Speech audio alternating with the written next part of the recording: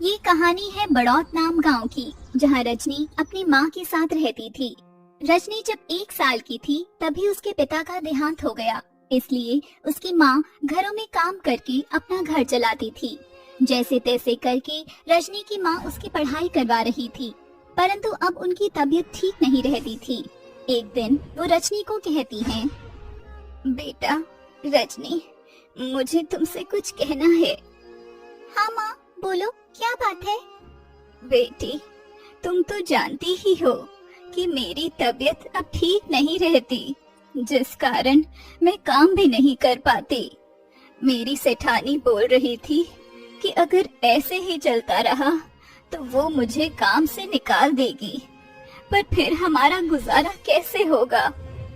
माँ, आप क्या कहना चाहती हो? मुझे कुछ समझ नहीं आ रहा, साफ साफ बताइए। मैं ये कहना चाहती हूँ कि कल से तू मेरे साथ काम पर चलना, इससे काम भी जल्दी होगा और सेठानी को कोई तकलीफ भी नहीं होगी। पर माँ, मेरी पढ़ाई कैसे होगी फिर? बेटे, हम बहुत गरीब लोग हैं, हम लोगों के नसीब में पढ़ाई लिखाई नहीं है। मुझे माफ कर दो, मेरी मजबूरी है, इसलिए तेरी आगे की पढ़ाई नहीं करवा सकते। कोई बात नहीं माँ, जैसे आपको सही लगे मैं वैसे करूँगी। अगले दिन से रजनी अपनी माँ के साथ काम करने जाती है। दोनों माँ बेटी मिलकर सारा काम अच्छे से और जल्दी से निपटा लेती हैं। कुछ दिन बाद सब सही चलता है, परंतु फिर रजनी की माँ की तबीयत बहुत ज्यादा खराब होने लगती है। फिर रजनी उन्हें कहती है, माँ चलो मैं आपको हॉस्पिटल लेकर चलती हूँ। बेटी रजनी, हॉस्पिटल में तो बहुत पैसे खर्च हो जाएंगे, तू ऐसे कर, मुझे कोई दवाई लाकर दे दे, उससे ही मुझे आराम आ जाएगा। मैं हमेशा यही तो करती हूँ। नहीं माँ, आप हमेशा ऐसे ही करती हो, आज हॉस्पिटल चलो मेरे साथ। रजनी जबरदस्ती अपनी माँ को हॉस्पिटल लेकर जाती है। वहाँ रजनी एक डॉक्टर लड़की को देखती है। उसकी डॉक्टर की यूनिफॉर्म रजनी को बहुत पसंद आती है और वो मन में कहती है, काश मैं भी एक डॉक्टर बन पाती, फिर मैं भी लोगों का इलाज करती। रजनी इतना ही सोचती है, तभी वो लड़की रजनी की माँ के पास आती है। तो रजनी उन्हें कहती है, डॉक्टर जी, मेरी माँ की तबीयत बहुत खराब हो गई है, आप प्लीज इनका इलाज कर दो।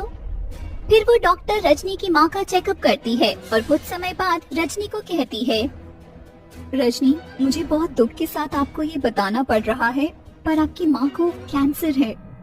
रजनी रोते हुए बोलती है, ये क्या बोल रही हो आप? ऐसा नहीं हो सकता, जरूर आपसे कोई गलती हुई है, मेरी माँ को कैंसर नहीं हो सकता। हम आपका दर्द समझ सकते हैं, पर ये सच्चाई है। आप चिंता मत करिए, अब कैंसर का इलाज हमारे देश में भी संभव है, बस इसके इलाज के लिए बहुत पैसे खर्च होते हैं, आप उनका इंतजाम कर लीजिए। मैं सब कर लूंगी, आप बस मेरी माँ को ठीक कर दीजिए।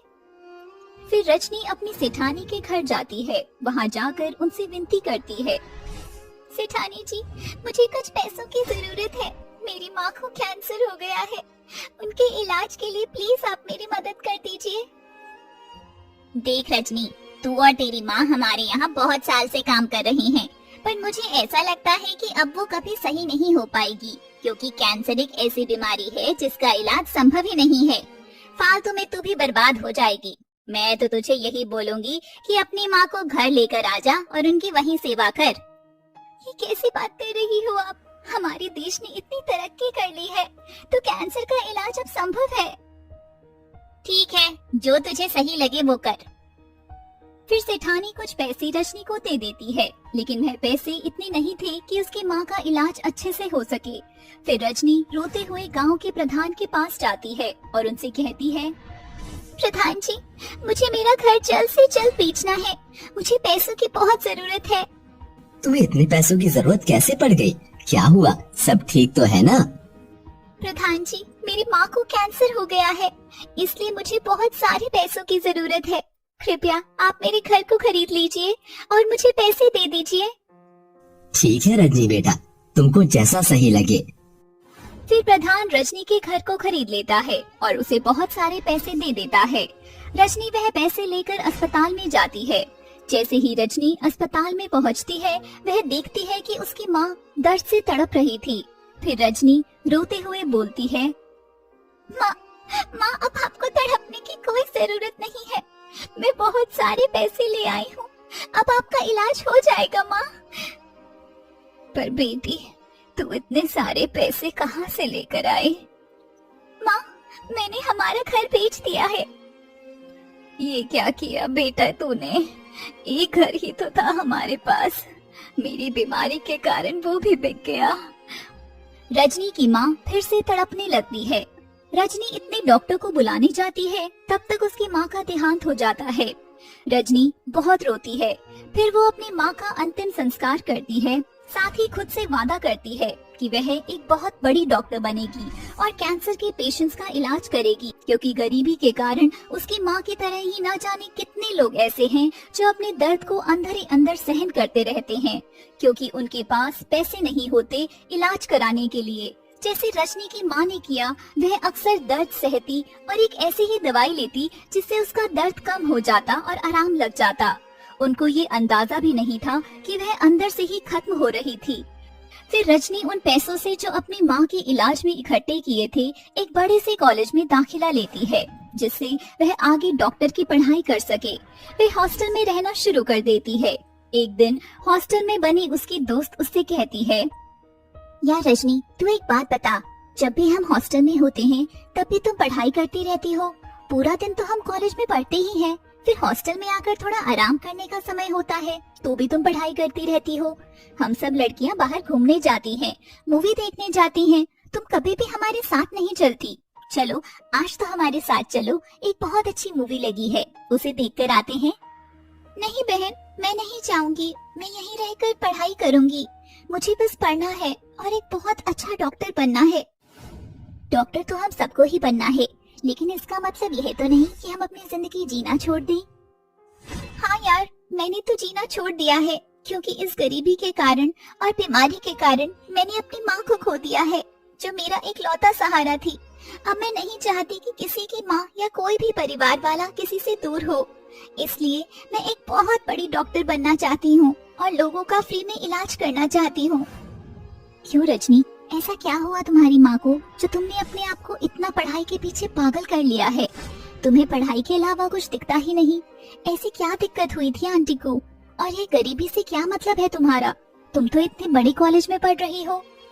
रजनी फिर अपनी दोस्त को सारी बात बताती है कि कैसे उसकी माँ गरीबी के कारण डॉक्टर के नहीं जाती थी, ऐसे ही दवाई लेकर खा लेती थी और अपने दर्द को छुपाती थी। और एक दिन उसकी बीमारी इतनी बढ़ गई कि वह कैंसर बन गई और वह उसका इलाज भी नहीं कर पाई और वह उसे छोड़कर इस दुनिया से चली गई।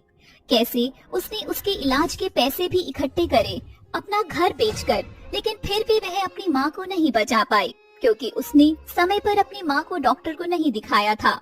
उसकी दोस्त यह सब बातें सुनकर बहुत उदास हो जाती है और रजनी से कहती है, मुझे माफ कर दो रजनी, मुझसे बहुत बड़ी गलती हो गई। मुझे नहीं पता था कि तुमने इतना कुछ झेला है गरीबी के कारण। और फिर 5 साल पूरे हो जाते हैं और रजनी एक बहुत बड़ी डॉक्टर बन जाती है। उसकी इंटर्नशिप भी खत्म हो जाती है। वह हॉस्पिटल में तो गरीबों का इलाज करती ही थी, लेकिन वह जिनके पास पैसे नहीं थे उनको भी अपने घर पर देखा करती थी और उनका इलाज किया करती थी और पूरी कोशिश करती थी कि जैसे उसकी माँ ने उसको छोड़ा वैसे कोई किसी को छोड़कर ना जाए।